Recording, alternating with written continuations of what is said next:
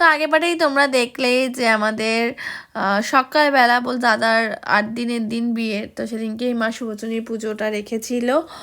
আর এখানে দুপুরবেলা আমাদের সবাই মিলে খাওয়া দাওয়ার একটা আয়োজন করা হয়েছিল।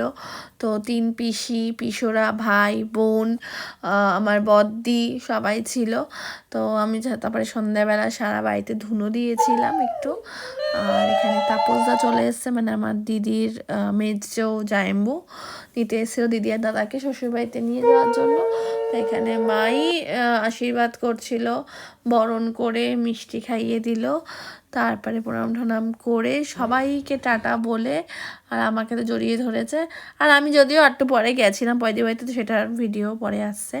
তো মেয়ে তো ভীষণ খুশি, আমাদের দিদাগমন নেই, দ্যাটস ওয়াই 7 দিন পরে আছে বাপের বাড়িতে, আলাদাই এক্সাইটমেন্ট ছিল ওর। তো তারপরে টোটো করে বেরিয়ে গেল। তো আজকে ব্লগটা এই অবধি, টাটা।